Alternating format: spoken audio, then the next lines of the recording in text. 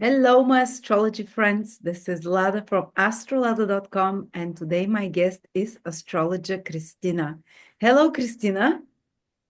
Hi, thank you so much to having me back again, and welcome everyone. Today we're going to talk about karma a little bit, and I'm going to come up with two examples, and which is like real examples in life, but also we're going to talk about Saturn, Neptune, and fate, and Chiron, like the karmic one, and I'm going to give you one. What is that example from everything, because I'm teaching a class in March 8th and 9th, and over there you will be capable to hear like 15 examples for all aspect, and Saturn in the houses also, and the way you probably died.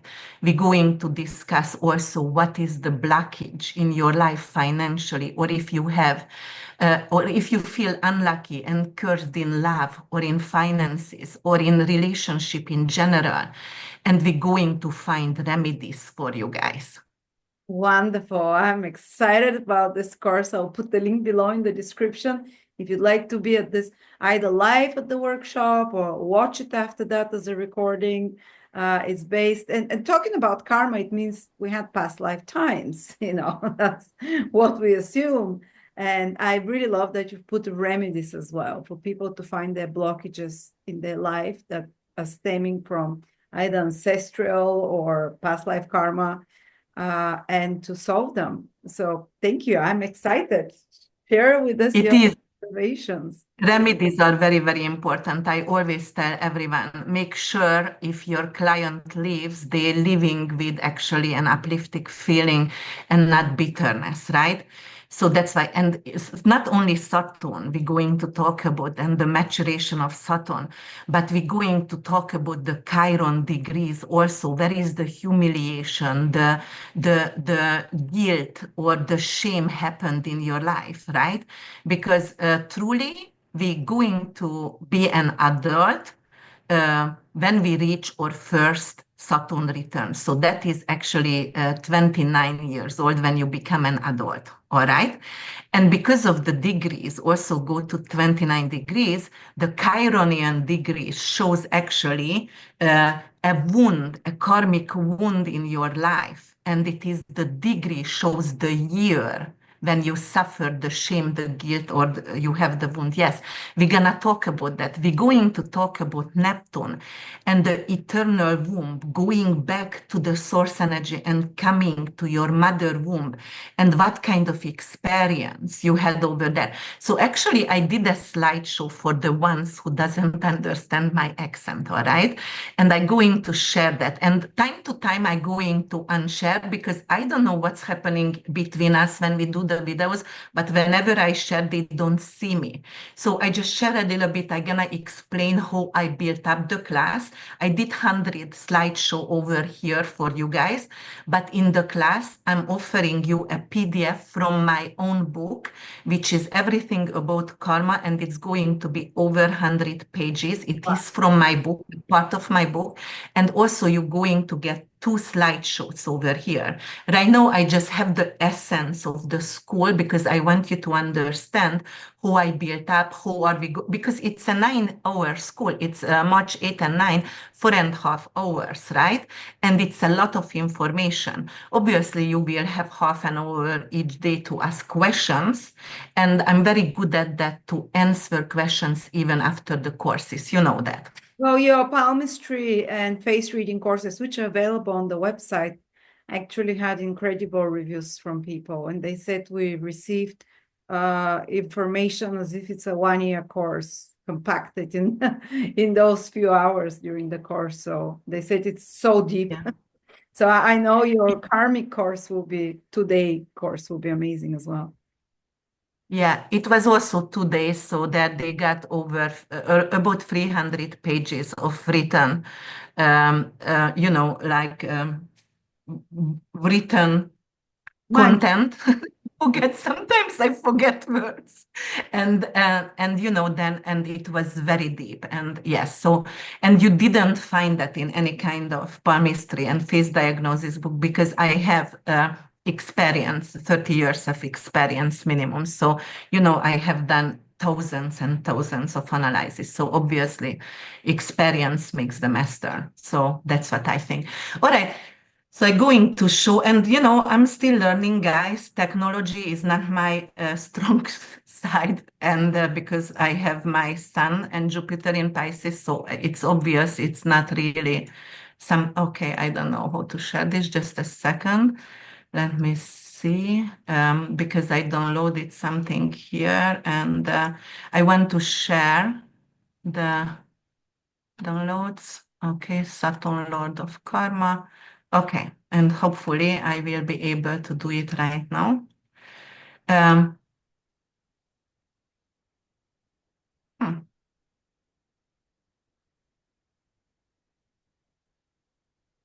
all right, let me see. Do you see? Yes, but can you make it a Okay. bit bigger? It's quite tiny. Or Yes. expand your somehow window. Is it bigger right now? No. Expand my window. Okay, just a second. That's what I said. I'm terrible with this kind of Need like to click things. on the side where the green is the three dots, red, yellow, green on the upper left corner. Yes, I You have more, and then I'm going to see over here, disable animation, hide names, share computer zone, optimize video for sharing. Is it better now? no, it doesn't show anything. Okay, okay, so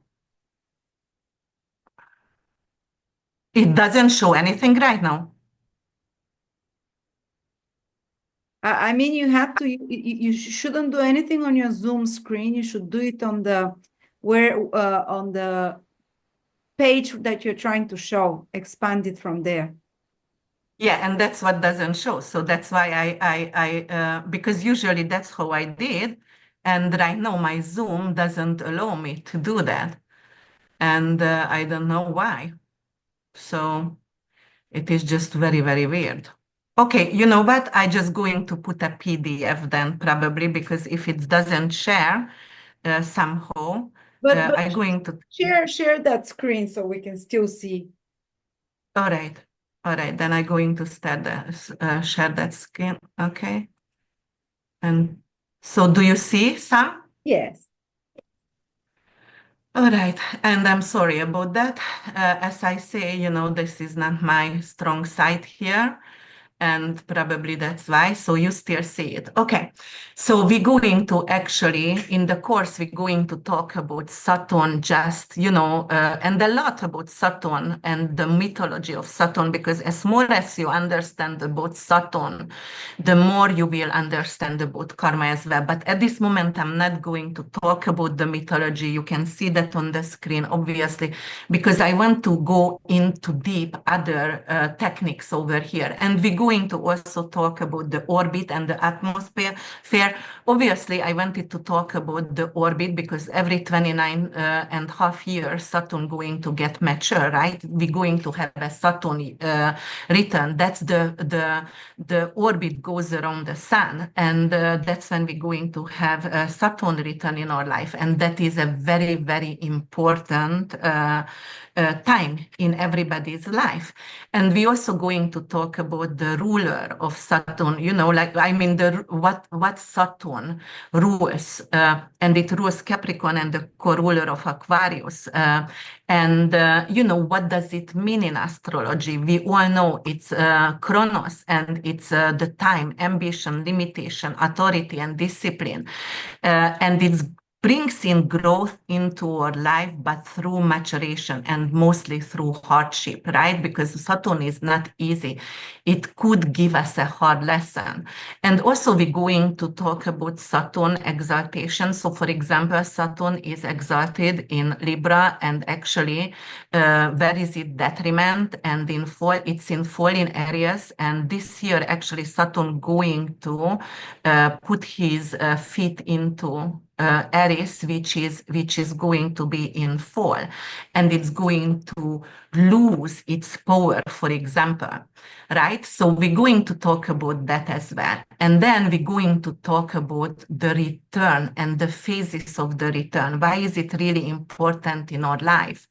You know, the first Saturn return, for example, that is the most profound. That's when you mature. That's when you become an adult, right?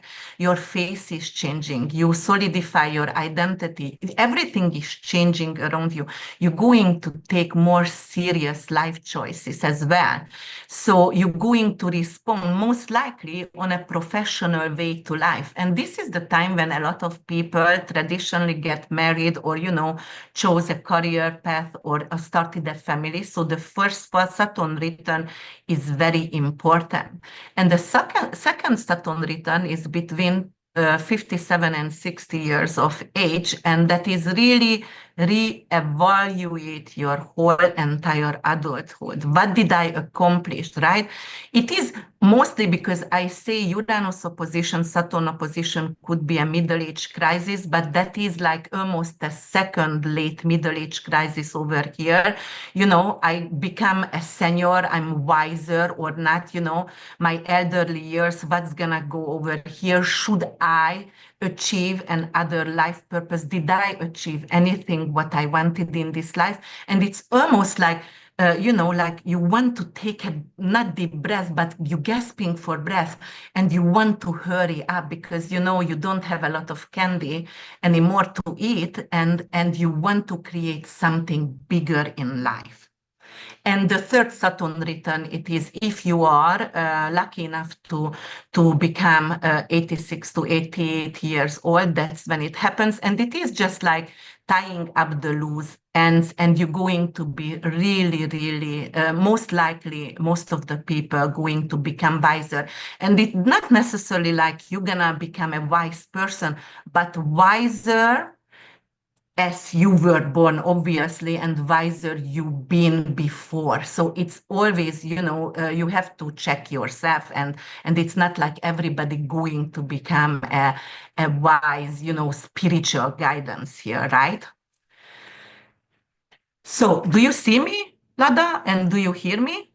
Absolutely, everything is perfect. Okay, so if you guys know, a lot of you know, I'm really you know, obsessed with the revenge series, and right now I brought up actually a quote over here for you. What Conrad Grayson from Revenge said: "I always deemed karma constantly created to lift the spirits of the unaccomplished, but recent events have given me pause." And Emily Thrawn said in this series, "I have always believed," answer to him, "in the natural balance of things. We reap what we sow," right? So karma is actually often feared. People don't understand it doesn't have only a negative value. Karma is really, truly, you reap what you sow. Karma actually comes from a Sanskrit word, which is karman, and it's to act. So you act and it's gonna have a reaction, right? So your choices going to affect your future. So today you're capable to change your life, the way you're going to react to anything what is coming from outside, because you're responsible for your reaction, not whatever it's going around you, but the way you react to it. So that's why, because I became a Buddhist 9 months ago, I got converted, and Nichiren Buddhism, I'm, you know, I'm practicing, and truly, I'm going through my own human revolution, obviously, and trying to change my life because of the way I react. I try to not to get mad or, just let it go, things what I cannot actually make a difference with. And because I also want my next life to become better, because in this lifetime, karma already created, and I'm creating my karma for my future life, for my next life. So the way I react right now, it's not only going to actually affect the future, the next 10, 20, 30 years, but also my next life and your next life. So be careful what you do, because of, this is really working. And I have seen many times karma playing out right away. Instant karma usually comes when the sin is not big. So usually people get it back right away. When the sin is bigger, then they are getting back mostly the next life and even the third from now, because of they have to pay it forward, on a longer way or harder way. And even small actions are and small good deeds also coming back right away if you are doing something small. Every single day help one person and you ease up your karma. And we're going to talk about that as well, because we're going to talk about Hinduism, Buddhism, the Trinity, and the duality in our life. Lada, if you want to stop me, I'm talking. I have Mars in Capricorn and Mercury in Aquarius, so I'm talking. Please stop me if you want to, I don't because want to other. stop you. I want to hear you. Okay. Oh, it's All right. Okay. I just, okay. So here is the concept, because of in Hinduism and Buddhism, we have to talk about the karma, the moksha, and also we have to talk about Dharma as well. So, karma, action, reaction, we were talking about that. You many times hear those phrases, what goes around comes about. You reap what you sow, action, reaction, whatever. So positive intention has most likely positive outcome, negative intention and negative act has something negative consequences at one point. This is also something to do with moral, your morals and values as well, obviously, because of it's also helping you to become and to stay a person who has integrity, right? Because of that's the most important things over here, to be ethical and considerate to other and your intention. I always tell the boys, if your intention has good deeds, your soul doesn't have regrets. So that is one thing you should consider. But moral choices and ethical conduct is actually, the effect of karma over here. And, as I said, the long-term effects of karma could go to your second, third life from now on if you have done something very, very cruel. For example, we're going to talk about murderings and soldiers over here, and I'm going to give you some examples, but you can get it back over many lifetimes, what you just have done in this lifetime. And it could bring you suffering, human suffering. That's the base of the Buddhism, right? The 10 words, you go from actually suffering to Buddhahood. And every single day, you can have all kind of feelings. Sometimes you are angry, sometimes you are jealous, sometimes you are happy. But the main and the most important, to try to achieve Buddhahood, to try to achieve silver lining, right? So the fundamental aspect of this rebirth cycle is the samsara. That is the rebirth over here. We accumulated over lifetime, accumulate the karma over lifetime, and we continue either to pay it off debts or, to achieve some kind of spiritual enlightenment. And everybody had previous life, and we're going back to the source energy and we're coming down. But I also want to tell you over here, because, I'm not only a psychic, but I have very, very lucid prophetic dreams and vivid dreams. And my grandfather often comes back to me. He's my favorite. He was my favorite, authority figure.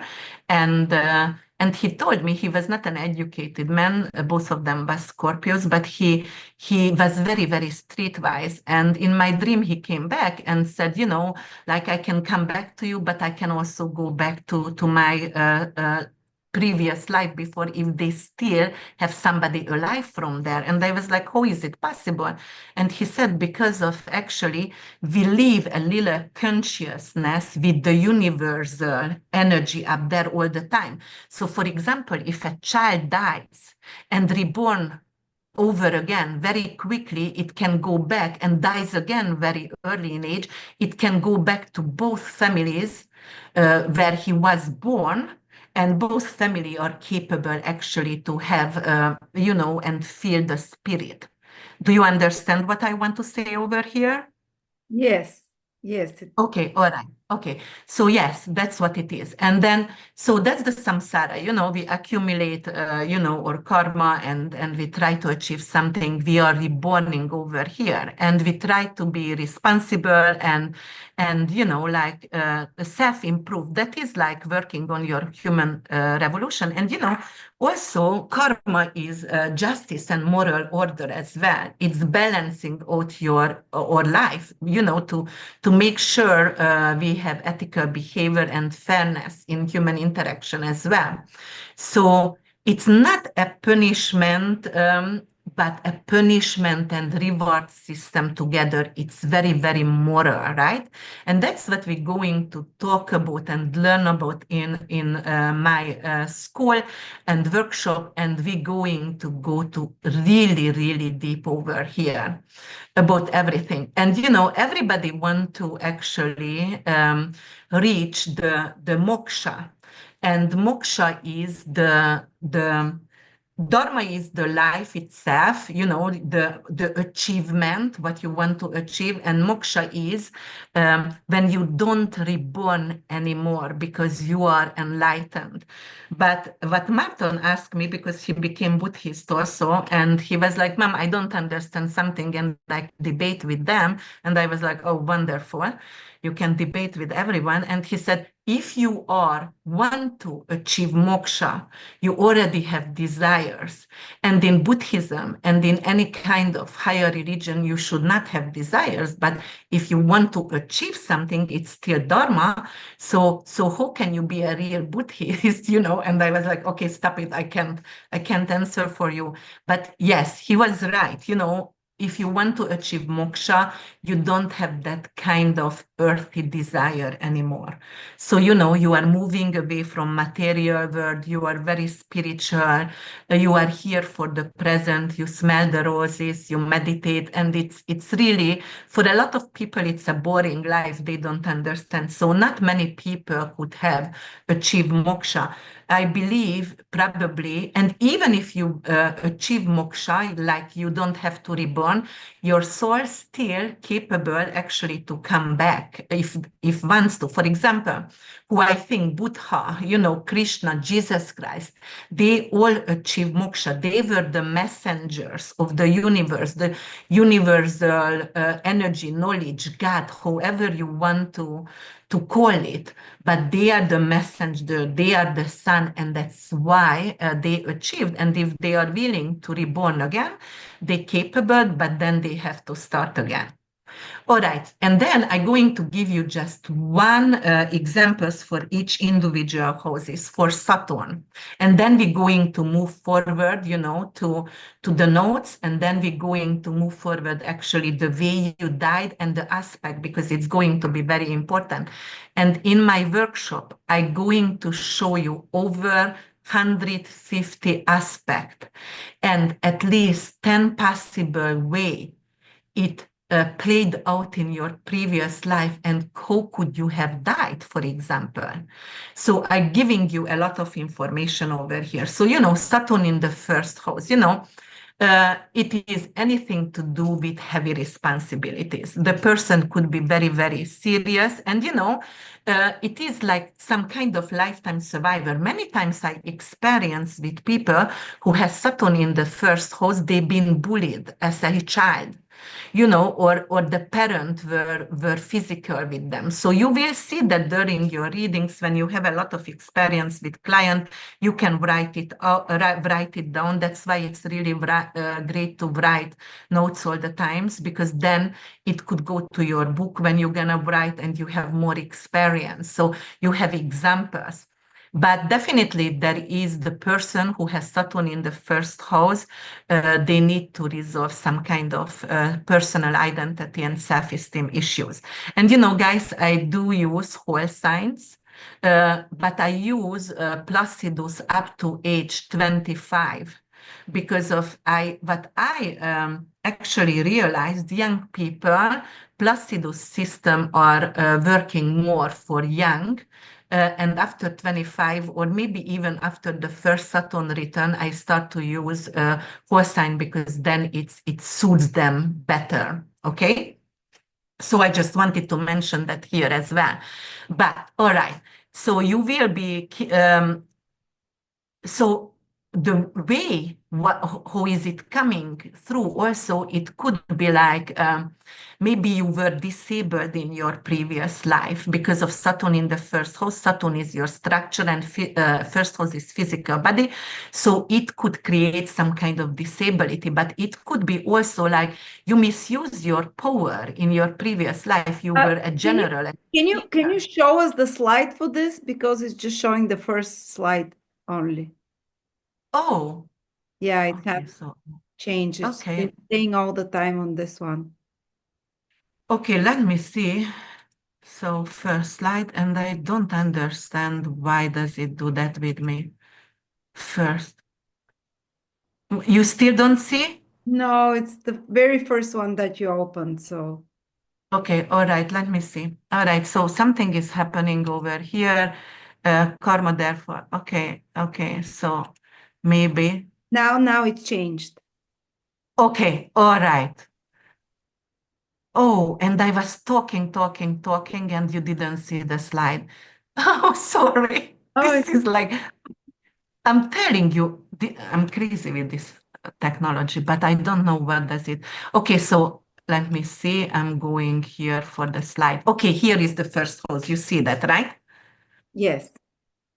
Okay, I'm sorry, guys. Yeah. Okay, but you know what? I'm going to give you the PDF and you can put that under the video, and they're going to be able to see that and read it again if like they also have problem to understanding me. Okay, so that's definitely it could be something to do with you might going to misuse your power. For example, you were a dictator, or you forced people to do things, and that's why you can reborn in a wheelchair, because you will be forced in this lifetime because you forced other people's or you hurt other people. So action reaction, you get back what you've done previously.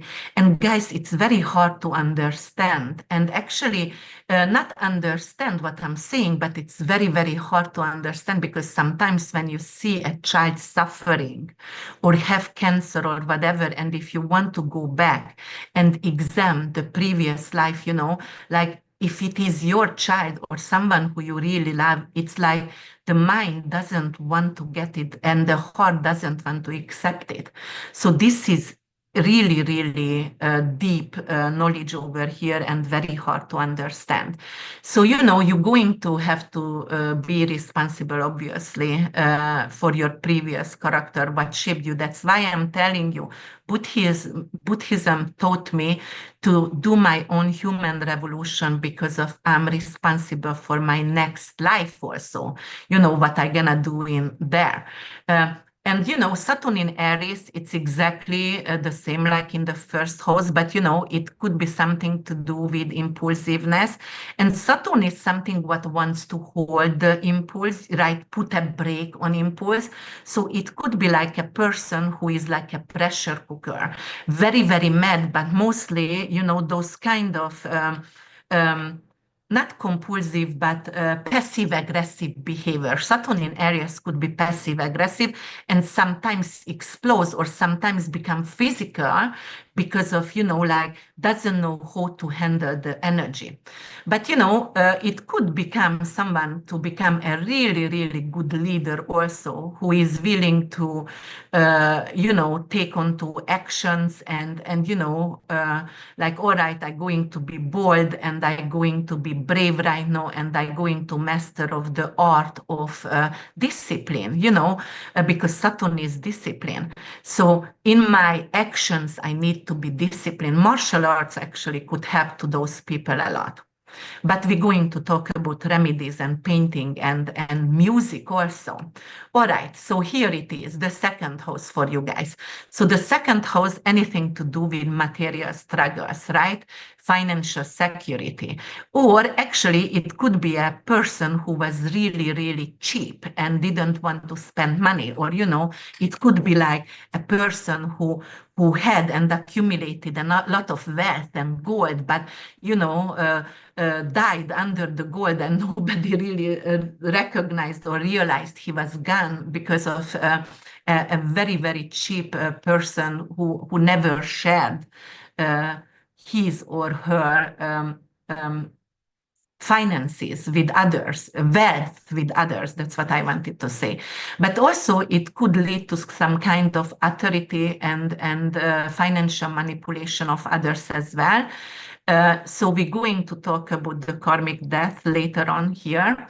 And then we can go and what does it mean, for example, in Taurus, Taurus is a fixed sign, resist change, and very, very materialistic and really, really, I wouldn't say money hungry, but they are really financial rigidity. They truly want to have luxury and comfort and not necessarily sharing their wealth. I'm not saying all the Tauruses, but it could be that kind of issue.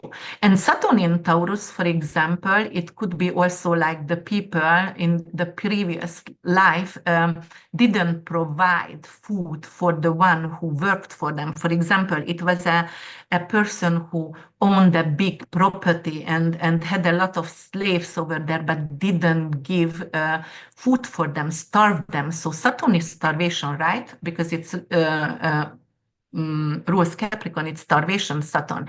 And it is in the second house, the food that we eat. So in this lifetime, the person will have to either not starve himself, herself, but do a lot of fasting, maybe because of physical illness. So because you didn't give food previously in your previous life, in this lifetime, you're going to have some kind of celiac disease or other kind of disease, and you won't be able to eat as much as you want. So, but as I said, we're gonna go further, and that is the third house over here.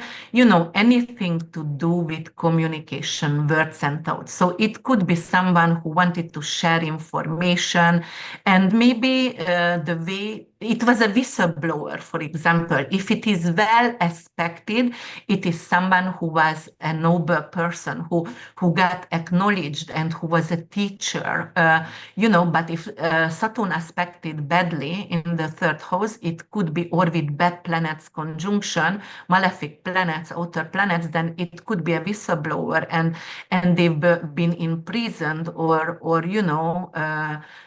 what is that, like killed because of they had some kind of information and they actually spread the information and authorities didn't like it. So that's Saturn in the third house there.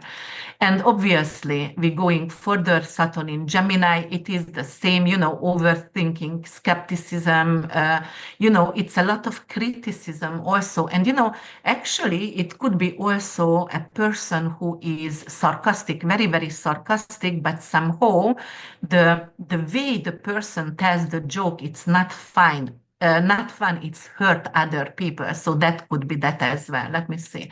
Okay, Saturn in the fourth house. Yes, anything to do with authority and issues, family issues, home issues, homelessness, right? Because Saturn in fourth could represent homelessness as well, especially if it is badly aspected and with malefic, right? So that could be some kind of domestic turbulence over there and issues with like orphans. Orphans has that many, many times. Or if the family doesn't want you to be involved, you losing your right to the inheritance and things like that, losing relationship with your family. Obviously, it has to be badly aspected. We're gonna talk about the aspect in a little bit there.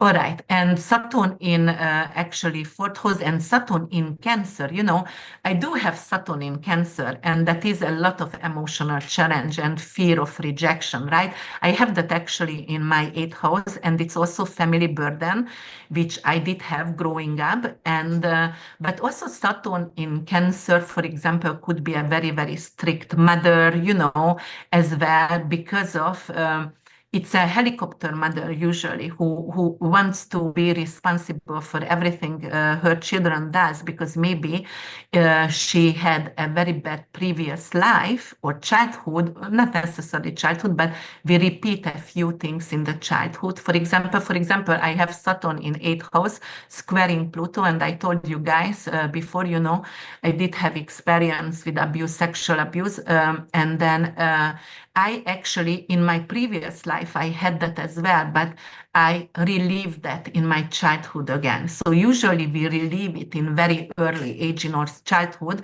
everything what we brought from the previous life karmically. And then you have Saturn in the fifth house. You know, Saturn in the fifth house, that is an example over here. If you were a gambler, if you wasted a lot of money, or if you enjoyed money, enjoyed life too much without responsibility in your previous life, you're going to have Saturn in the fifth. And perhaps you didn't give time to your children in your previous life, or you didn't spend time with them. And that could be like, all right now, I'm going to have some kind of issue with also conceiving a child, because in previous life I got children, plenty of them, but I never wanted them or never spent time with them. So why would I have it in this lifetime? It's obvious, action reaction life. But also it could bring in issues with romance. For example, perhaps you know, like difficulties to find romance. Why? Because of fifth house also representing investment, and we're also going to learn about the blockages, the financial blockages.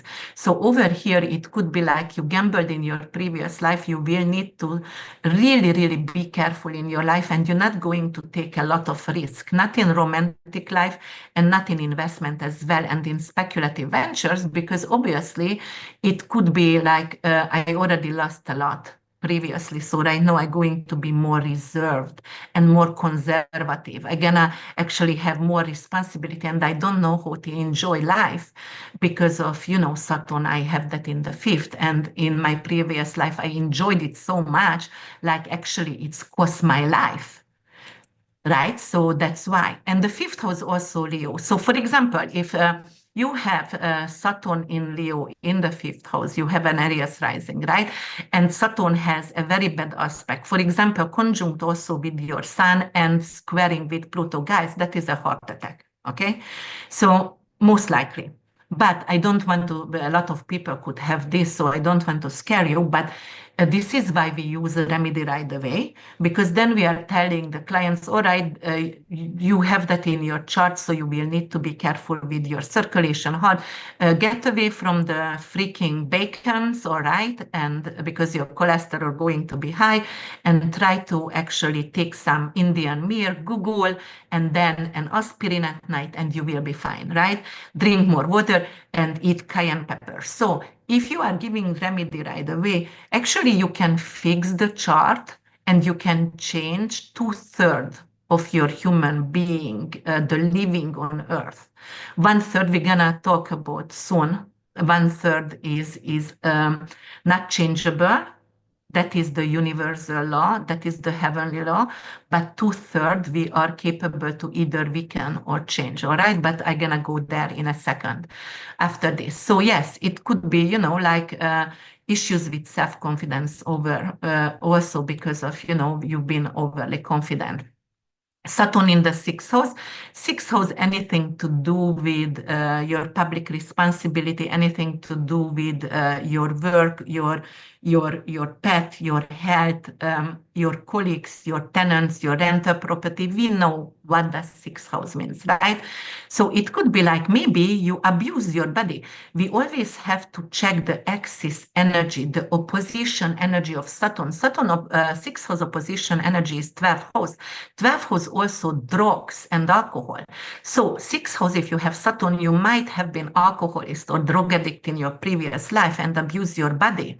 And in this lifetime, you're going to have some kind of physical issue. So you won't be able to, or you may be going to recreate actually some kind of addiction with drugs because it's going to be pharmaceutical right at the beginning. But when you mature at age 28, you will be able to actually make a decision if you want to continue that or not.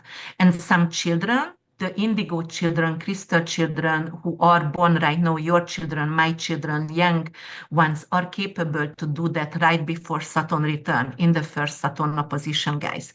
So they are capable to do that. They are very, very aware, these children, and very intuitive. So they can work on it actually quicker than we did previously. But, there could have been some kind of abuse. This is actually like you need to be nice with your tenant, with your roommate, with your colleagues. Very, very important not to be judgmental, not to do excessive criticism because sixth house ruled by Virgo. And, it could be like, okay, I criticized everyone and right now I will be criticized all the time. It could be someone because, as I said, in Virgo, it's perfectionist and overly critical.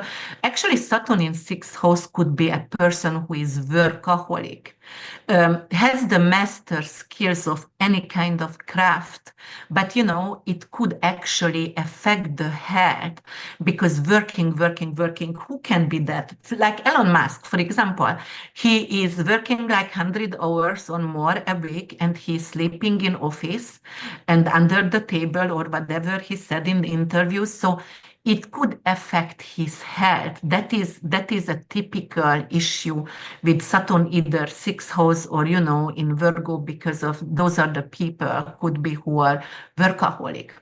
And then if it is in the seventh house, that could be something to do with your relationship or anything to do with alliances, marriage and partnership as well, and also legal matters, because it could, a lot of people says if Saturn is in the seventh house, you don't get married, but it's not true, guys.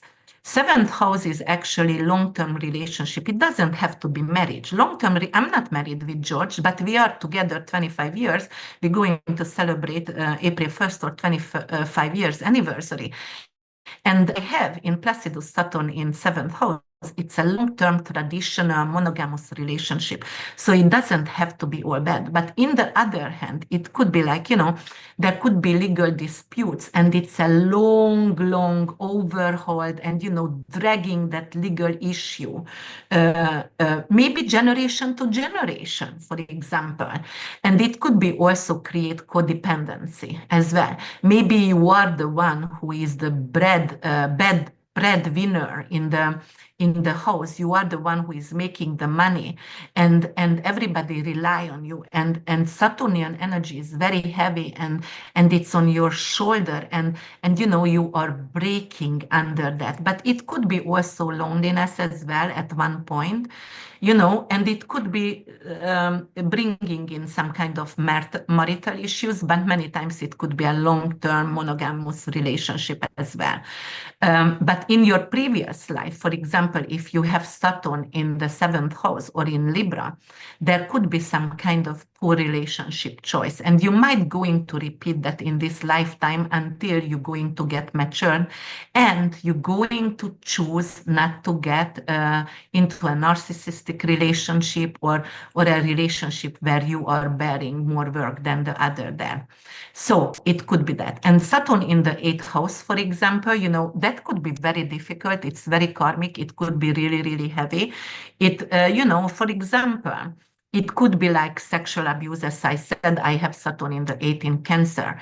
It could bring in some kind of manipulative control issues as well for some people. You know, it doesn't, because it could play out 15 different ways. And that's what we're going to talk about in the workshop.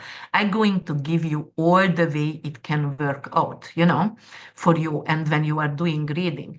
But it definitely could be like, you know, some kind of greed or misuse of power, or maybe misuse of your psychiatric knowledge, or you were a psychic or a psychiatric and you manipulated people. You gave them medicine when they didn't need medicine, for example. You were the angel of death, for example, if it's badly aspected, or you could have been a death doula who helped people to or maybe a midwife who brought you know, lives in this lifetime, in this life, but you could also have been the angel of death who actually killed people, you know. The Saturn in 8, if it's badly aspected, you know, I could be like somebody like a Dexter, you know, that's serious. So it could be that as well. And Scorpio, we know Scorpio jealousy, we know Scorpio, you know, it's unresolved trauma over there, anything to do with psychology.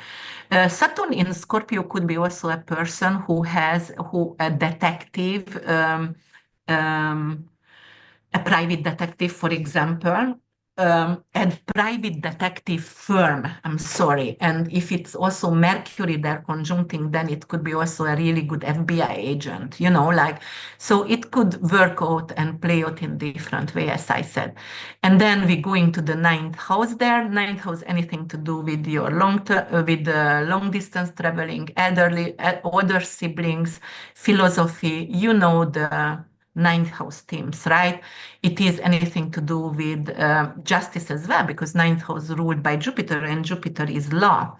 And also it is philosophies and export, import, foreign properties as well. So Saturn over here could bring in, like, maybe you will get married with a foreigner, or you will have some kind of issue in a foreign country if you want to legalize yourself, because you have been probably born in that country where you want to go back in this lifetime, and you have done something over there, which is like you were running away because you wanted to stay free, but maybe you could have run away from some kind of crime.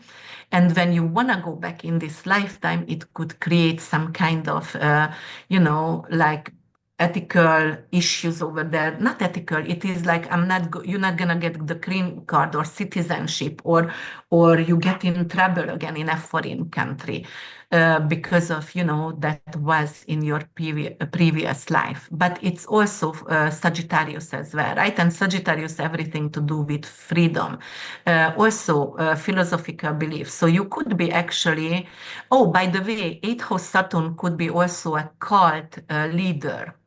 And 9th house Saturn could be someone who is a priest, or who is someone, a pope, a priest, someone who also has some kind of church, temple, philosophical You mean who leader was? as well.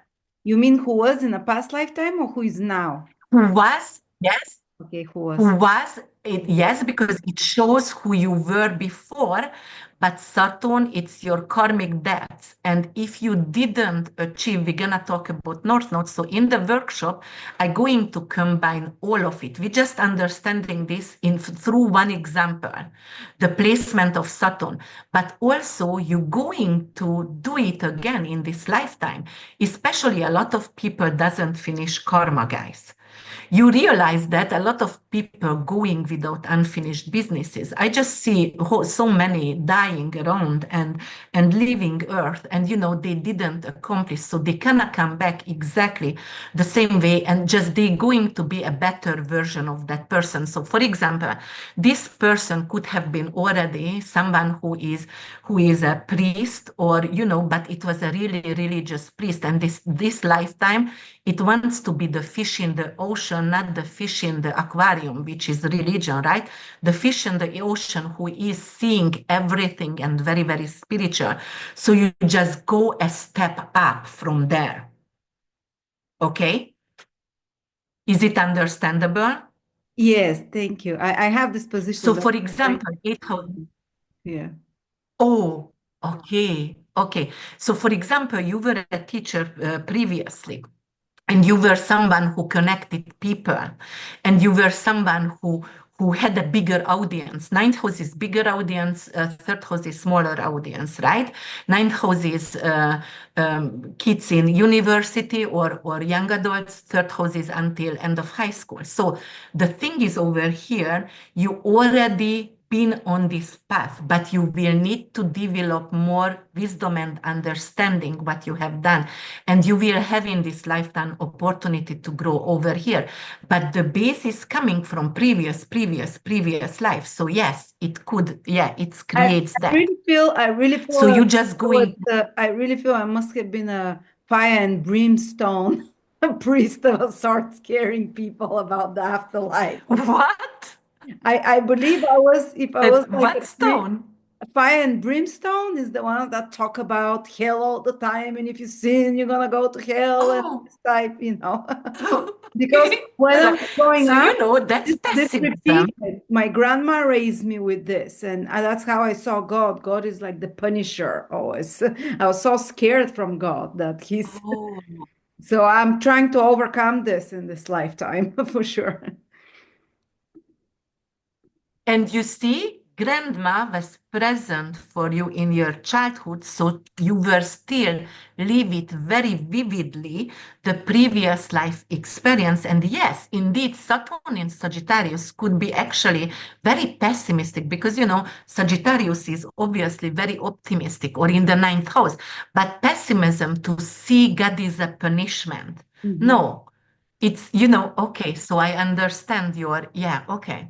Yes, it could be, but in this lifetime, you are growing and you have opportunity to see the bright side of this and to become someone who connect more people, who can publish, who can be for the big audience, for example, not just a small community, right? Like a small church or whatever, and everything about the pessimistic side of Saturn. Right now, you can be the leader. Saturn is the general, the leader, the honor, recognition in Sagittarius matter, in podcast, YouTubing, you know, like teaching. So you got the honor in this lifetime because you already went through the dark side. And we're going to talk about duality and duality in Saturn and everything, guys. Duality, we live in duality. So that's why we work with the axis energy also when we have remedies. So then Saturn in the 10th house over here, that is anything to do with career and honor and recognition. It could be a downfall and humiliation because of you abuse your power, for example, and you fall from grace. All right. And that is Capricorn. In Capricorn, Saturn is very strong because it's home. It's the Lord of Capricorn, right? And you know, but if it malefic squares with malefic or conjunct with malefic, it's misuse power. And if it is actually trining or sextiling, then you were someone who is actually experience honor and recognition in leadership. And we, as I said, soon I'm going to talk about the leadership as well here. I mean the aspect as well here. All right. So the 11th house, Saturn, there, Saturn in the 11th house, it's a co-ruler in Aquarius, guys. It's the old avatar of Aquarius in traditional astrology, right?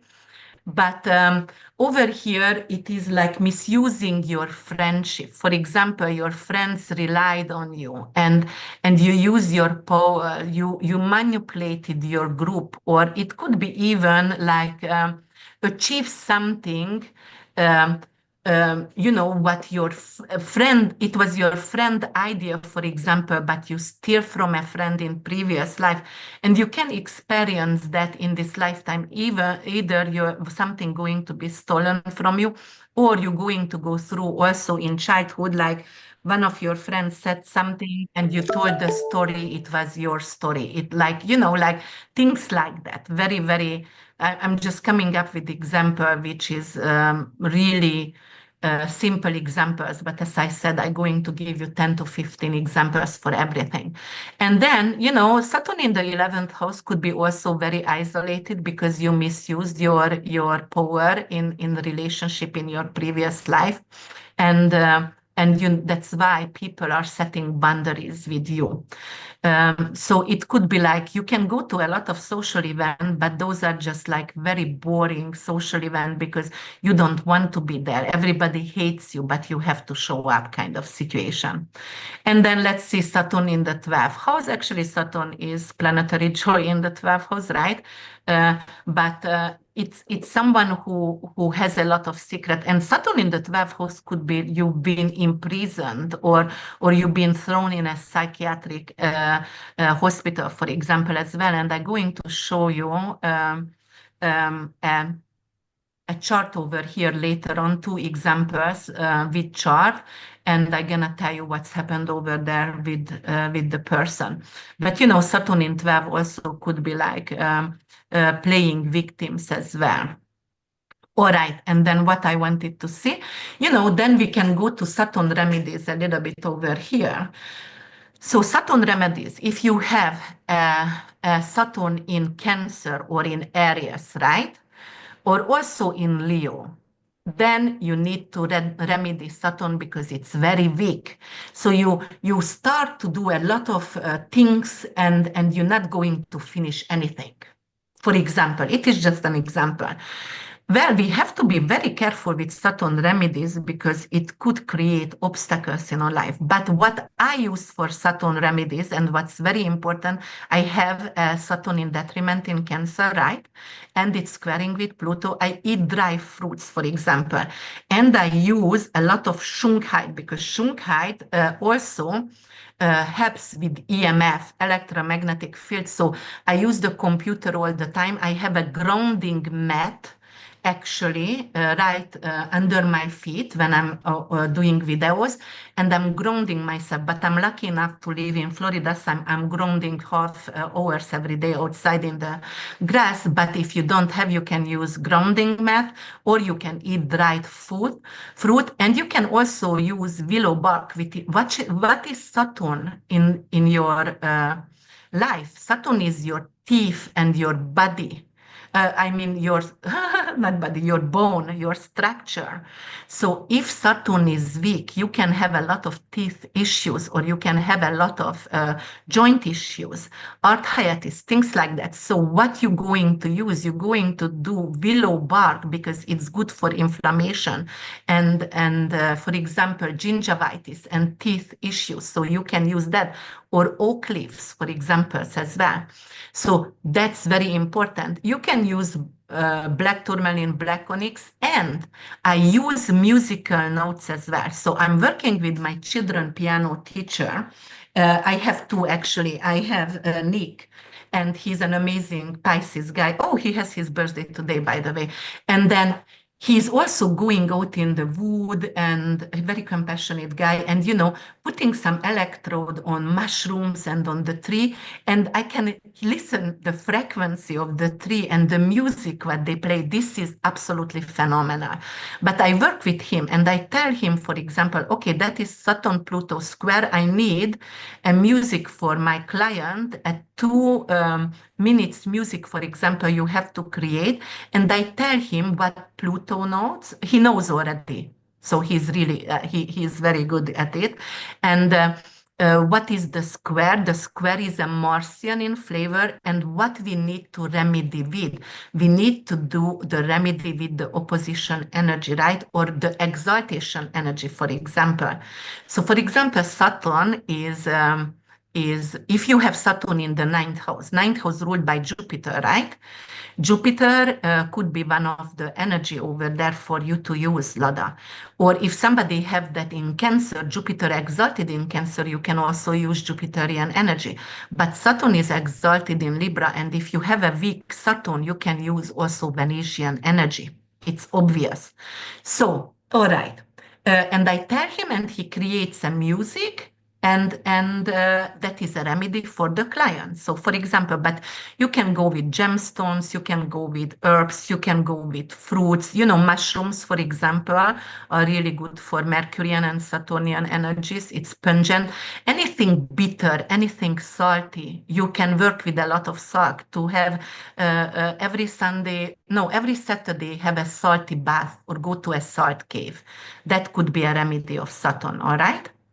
And then, as I said, we're going to use also moon remedies. Why? For example, if Saturn is in, let me see, Capricorn and very strong and has a very, very, or in Libra, for example, exalted but have a conjunction or have with Pluto or a square or opposition with Malefic, with Neptune, with Uranus, something like that, you can use moon energy as well, right? And you can use Venusian energy as well. So here it is, anything to do with opalite, pearl, and moonstones, for example. You can use the moon for lotus tea also, cucumber, anything to do with apple and melons, melons representing the full moon, and silver as a metal could be used for moon remedies. And you do that on Mondays, guys, okay? And you can use color of silver and white to wear for moon remedies. All right, and sun remedies, we're not gonna go right now. Let me see, Venus remedies, we're gonna go. Venus remedies, I already said, you know, over here, Venus is anything to do with rose quartz or emerald jade. It is green, it's on Friday. Make yourself or buy yourself a bouquet of flower every Friday. Plant flowers on Fridays, eat sweets, start with mango juice, for example. You know, copper, actually, I have a beautiful, I love copper cups because it has a lot of health benefit, and I use a lot of copper, for example. I have Venus in planetary joy, but it's in Aries, so it's in detriment. So obviously I have to remedy Venus a little bit here. And I think you have that as well, right, Lada? Venus in Aries. Yeah. Mm-hmm. Mm-hmm. So yes, and because of Saturn, you have that in the ninth. Yeah, so you can use Venusian energy also over there to weaken Saturn, for example. All right, and that's where I wanted to talk about Feng Shui a little bit and the free kind of luck. We're still in Trinity, guys, because I went Hinduism and Buddhism, right? Because it was the karma, moksha, karma, Dharma, and Moksha, and we go to Feng Shui, Chinese astrology, and Feng Shui, and the heavenly luck, for example, is the destiny that we are not capable to change. And we're going to learn about this and a little bit of Feng Shui remedies. I'm gonna give you Feng Shui remedies as well during the workshop. And the human luck, actually, what you are capable to change, right? The human luck is anything to do with um, the way you are interacting with people, anything what you eat, for example, your education. So that is your decision, and you are capable to change that. You're capable to improve that. And then you have also the earth luck, and the earth luck is something with your surroundings. So which community to live in, which country you live in, it's very, very important. You can also change that. Anything to do with who you going to use the chi, the energy in your house. Are you feng shuiing your house, your furnitures? Where did you buy the house? Do you have any water on the property? You know, like it could bring in prosperity and luck for you, and you're capable to change. So karmically, if we're talking about karma, you are capable to make your life better, even with a bad karma. 2/3 of your karma could be changed with intention and good decisions, right? So yes, we were talking about the beginning of karma and dharma and moksha, so I'm not going to talk about that anymore. And What is that? Okay, so let's go over here the way you might have passed away, all right? And I'm just going to do very quick analysis here, one examples, one positive and one negative. For example, so first house, we were talking about that, right? So you might have been actually living in a village like an older people and you were guidance of the community and you get honor and recognition and loved, especially if it's well expected. That's the way you pass the way with people surrounded you, or you might just, peacefully pass the way during, in your sleep, for example. But the negative aspect, if you misuse your power, for example, then it could have been a very, very lonely death for you. Nobody was around you. You died like a dog outside. Nobody looked at you. Nobody was there for you, for example, because your life was poisonous. Your life was like very, very, you were strict and reject other people's constantly, and that's why you had a lonely death. In the second house, the way you could have passed away, you could have, for example, second house could be something with land as well. So you might have been someone who owned a lot of land, and people were working for you, but you were very generous with them. It's well expected. So you maybe helped and fed the hungry people, for example, the homeless, because second house also feeding others. And if you were really charitable, then most likely you had a really, really easy death as well over here. And if you were greedy, or a hoarder, you might actually died under your wealth. For example, you had a lot of gold, but somehow you got buried in your gold, or you get buried in your if you were a hoarder, because Saturn in the second house could be someone who doesn't let go of things and a hoarder, and you die in your trash, lonely, and they find you a year later, just your bones, something like that. So it could be a very, very negative death over there if it's badly aspected. And the third house, it could be like someone who could have been a skilled communicator, someone who was a community leader, for example, right? Someone who did and wrote in newspaper, a columnist, and you got actually honor and recognition during your lifetime. So your death brought in some kind of honor. But, if you actually use your power and use the newspaper to spread false news and for personal gain, it could be like you had some kind of public execution, or they killed you. Like, what is the guy, the CEO guy, the United Healthcare, and that Luigi guy, it was almost like a public execution. It was actually a public execution, like it could be someone who is misusing the power over here, or the information, and giving false information for personal gain.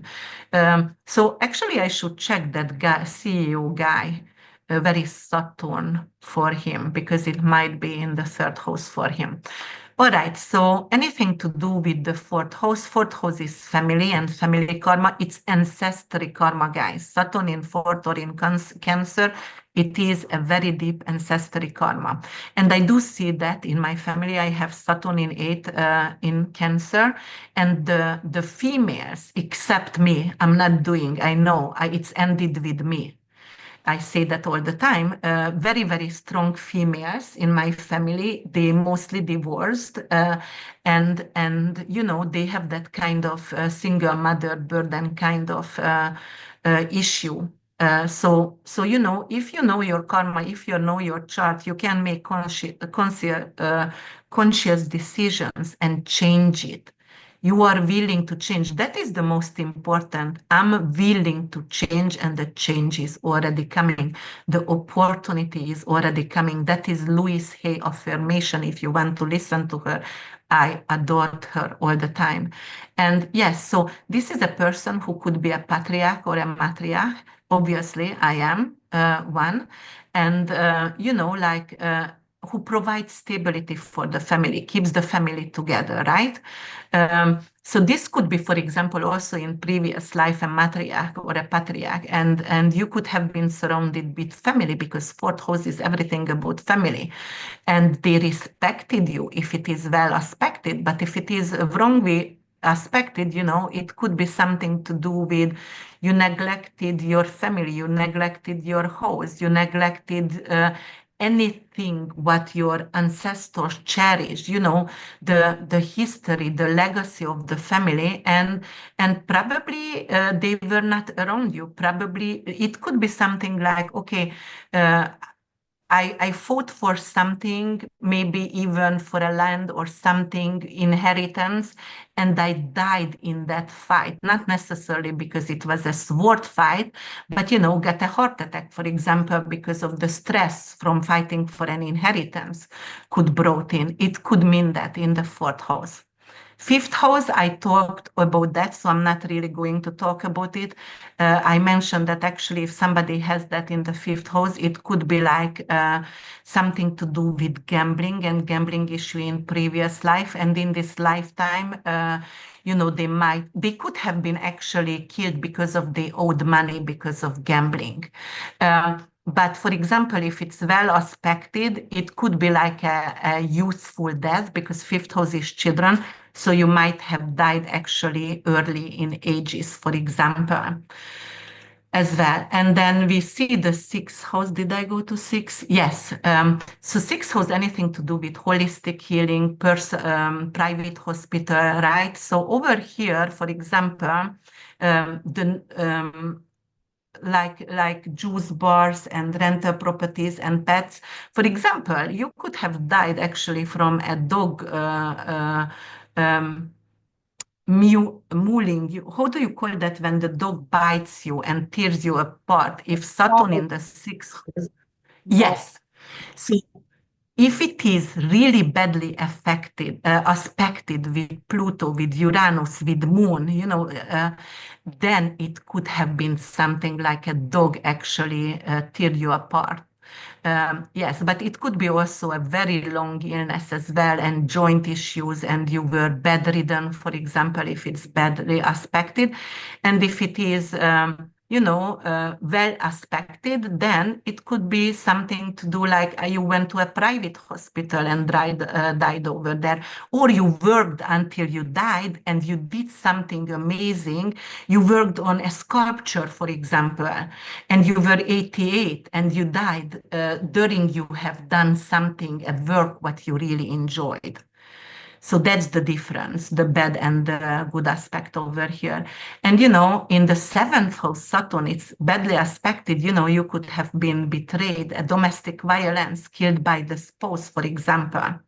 And if it is well aspected, it could be like your, what is that love story notebook, when they were holding each other's hand and they went together, almost they died together. That was a really beautiful, very romantic blah blah movie, but it was, it was really beautiful. So if it's very well aspected with Jupiter at Trine, or also with Moon, it could be like hand in hand died with my significant other, for example.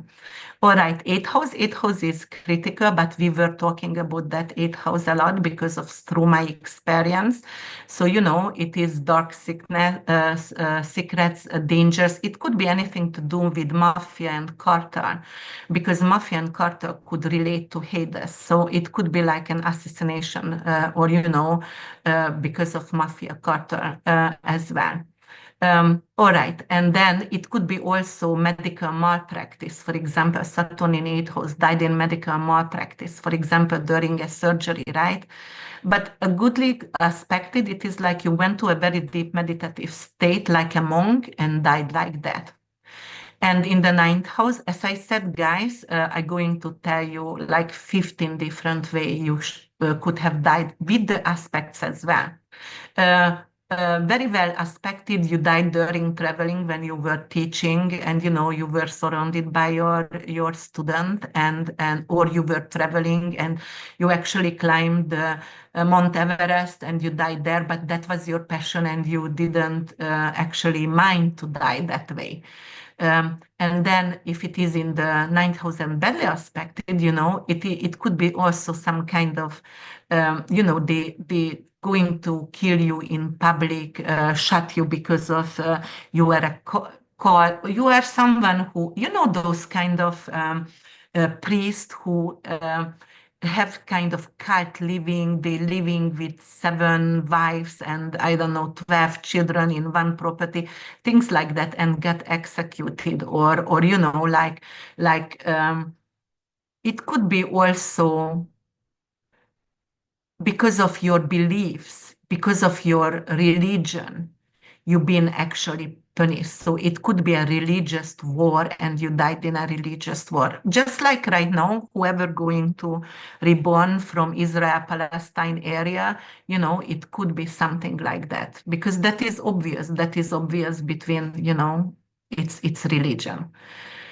So 10th house over here, 10th house, you could have been a successful politician, very respected. Also, if it's beautifully aspected, you can get a Nobel Prize, contributed to the society and just went with, for example, during a campaign or it could be something with your death could brought recognition, or you could actually have some kind of recognition after death. So you did something in life, but not necessarily achieve some major recognition, but after that you did.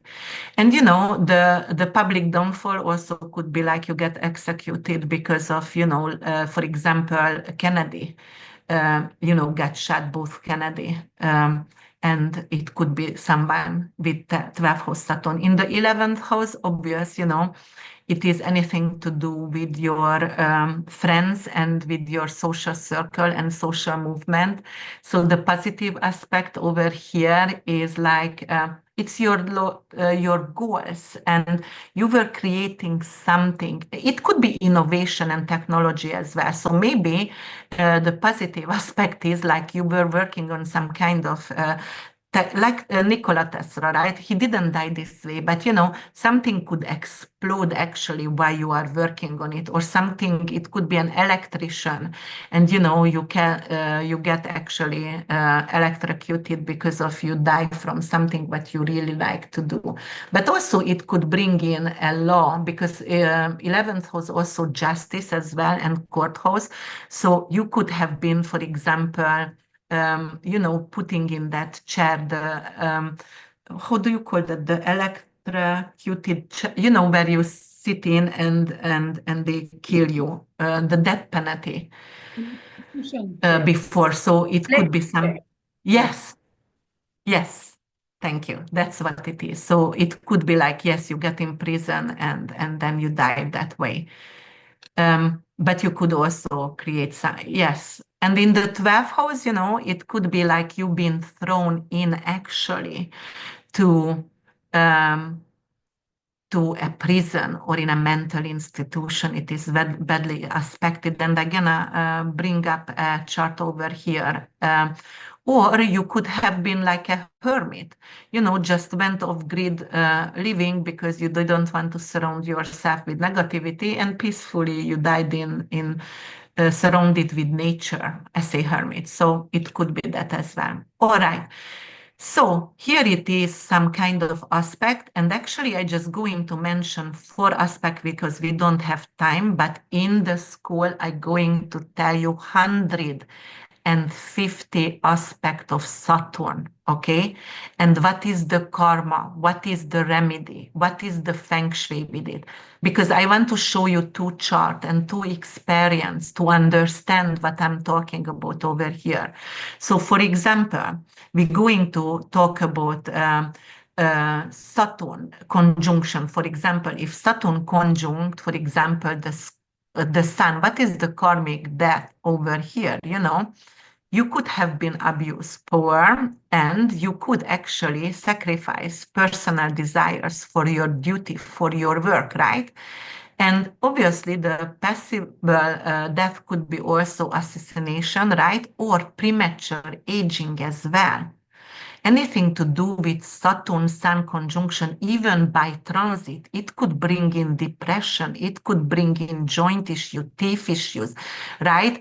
I just had Saturn by transit went on my Sun. I didn't really like it, but it could be, if it's well aspected with another planet, then you will be okay. But yes, it could be in your natal chart, Saturn conjunct Sun. It could be like, all right, you could have been a king, a leader, a politician who could have abused power. All right. Okay, and if it is with the moon, that is a very deep sorrow. And actually, guys, I really more scared about Saturn moon conjunction, square and opposition than the sun. Somehow I feel that is more, it's more traumatic. At least it was for me. So that could bring in some kind of very, very deep sorrow, right? And also, you could have died from broken heart.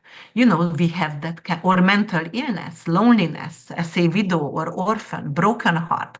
So that is very, very important to know. And then I'm going to give you another, not a conjunction. Let me see, Saturn sextile. Well, Saturn sextile, the personal planets, those are karmic gifts, right?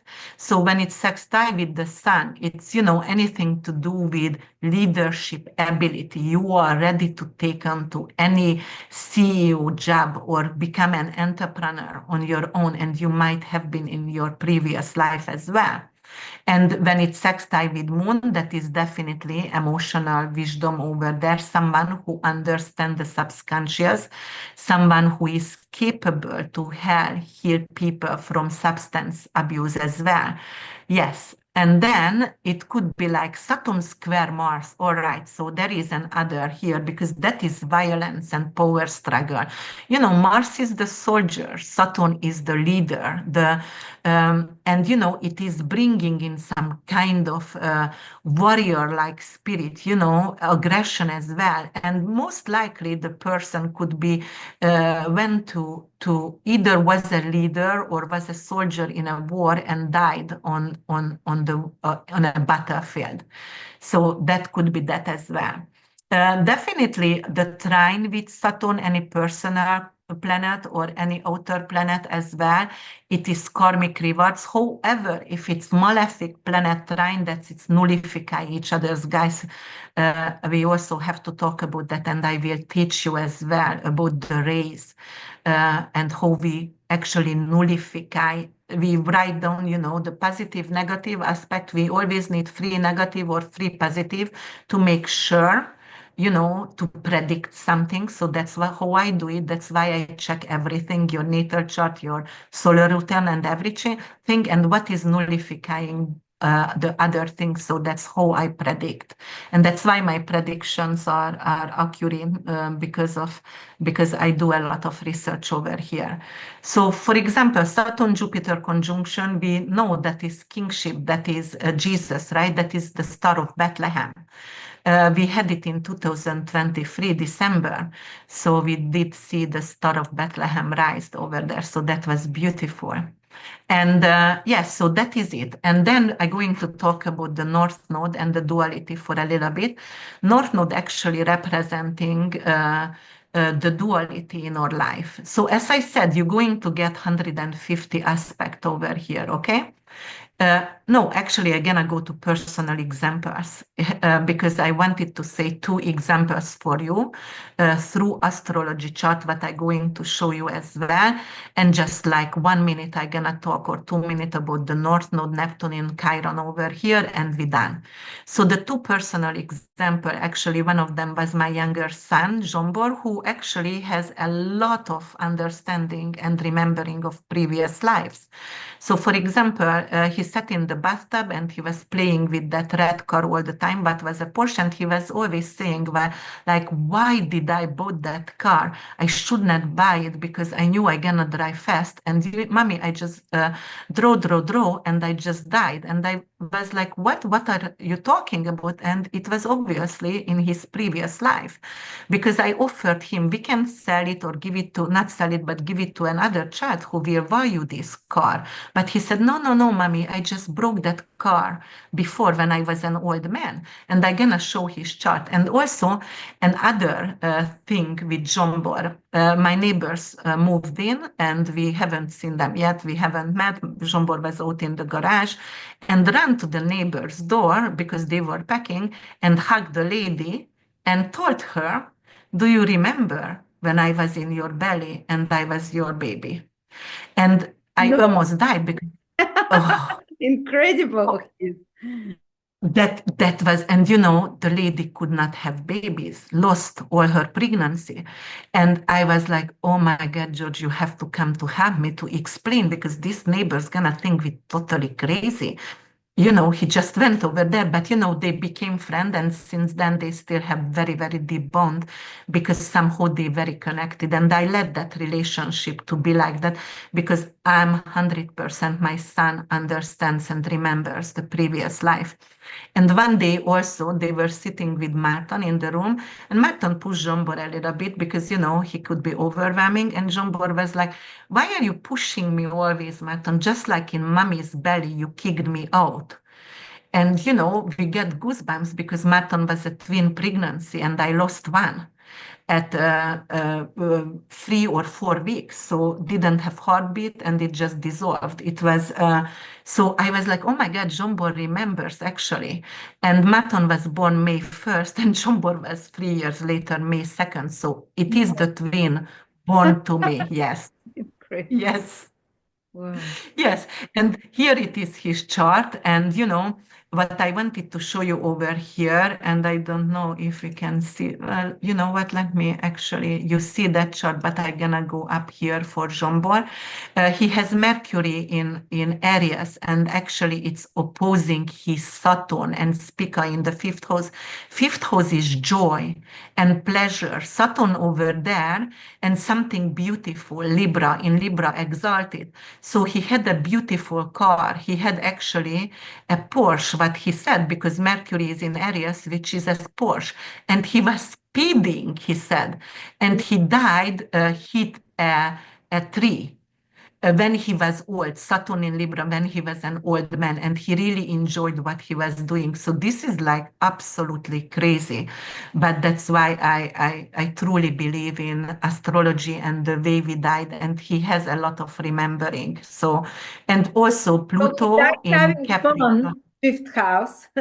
He died having fun in a beautiful, while driving Mercury opposition Saturn. Mhm, Wow. mhm, yes. Yeah, I have the same Mercury in Libra, opposition Mars in Aries, but sorry, Mercury in Aries, but Saturn is in the ninth.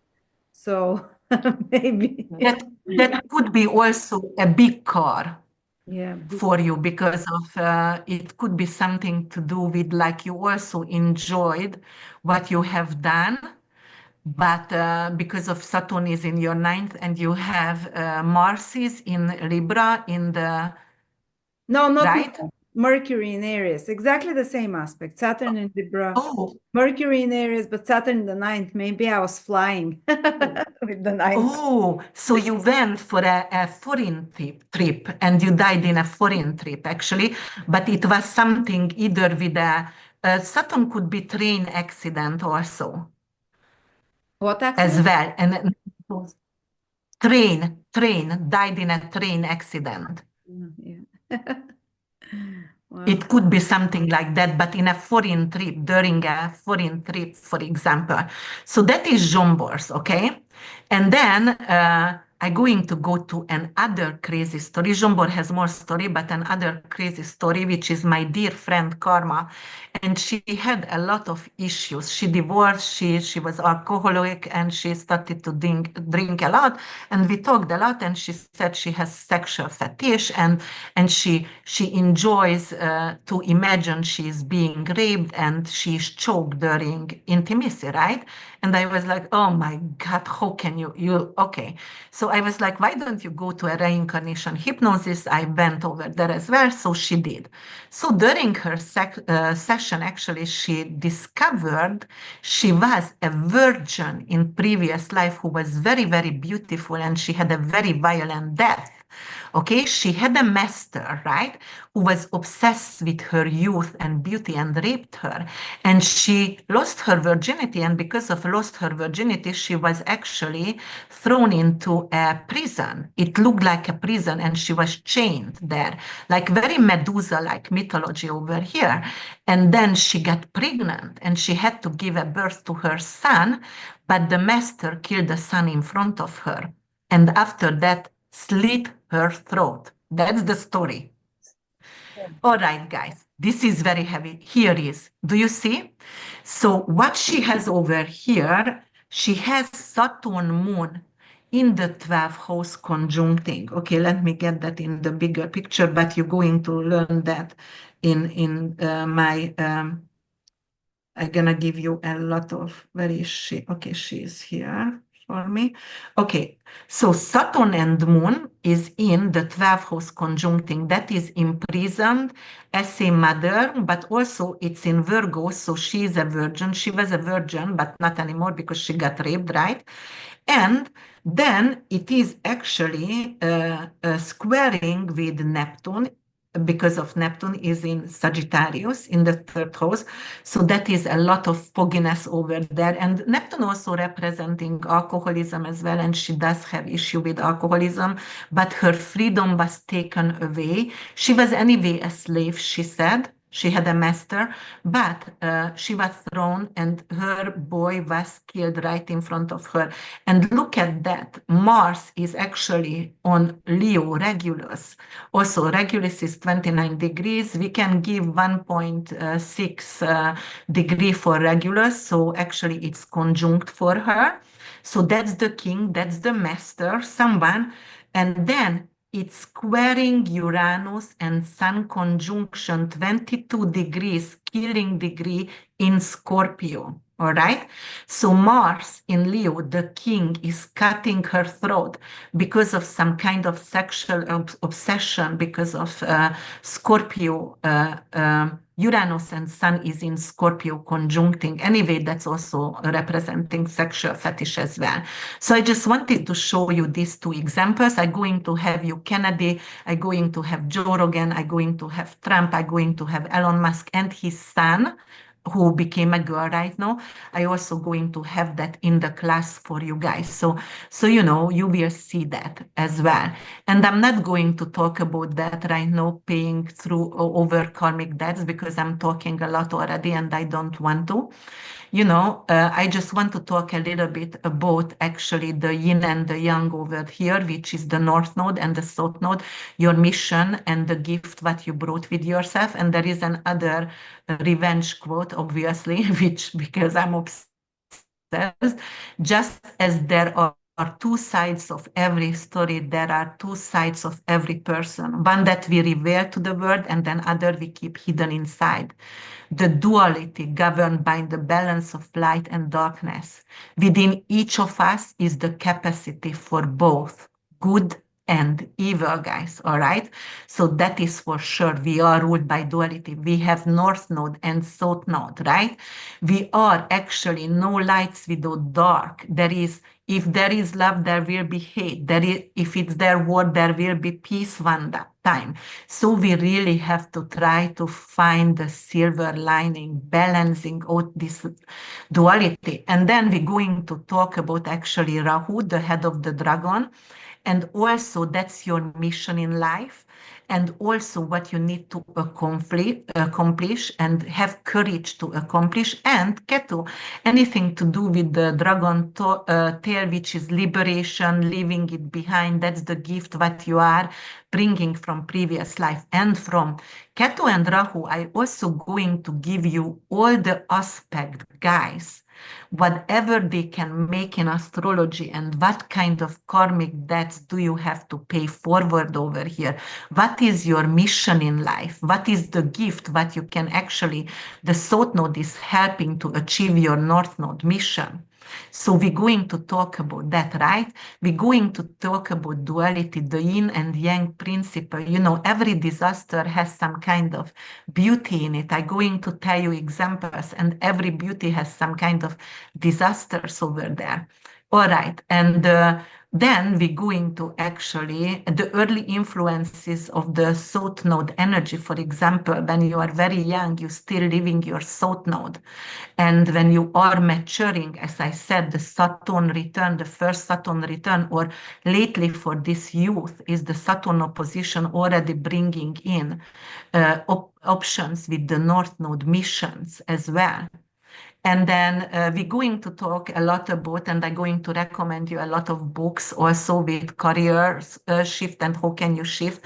And, you know, the notes are how they are moving. This is a mathematical point, and what's the astrological situation with the eclipses and why is it important for us, and all the missions you can take on in this lifetime, all the purpose you can have, the axis energy of the nodes, why is it important, and why is it important every 18 months? You can actually color up your original mission, taste, make it more tasteful or bring in some kind of different tools to achieve the original mission, right? Right now we have Pisces Virgo, so that's very spiritual. And then we're going to talk about Neptune, the eternal womb, the fetus position also, that is the prenatal karma, you know, who is it actually influencing? Who did you choose your mother and father, right? Is actually fate is sealed or fluid, you know, what's coming and what's going on in the womb, and how can you and how can you be a conscious parent when you are expecting to make your child life easier who chosen you. All right. If you are watching this video, if you want to learn about karma, you are a conscious parent. You are someone who is spiritual and willing to do that for the child who is coming into your life, right?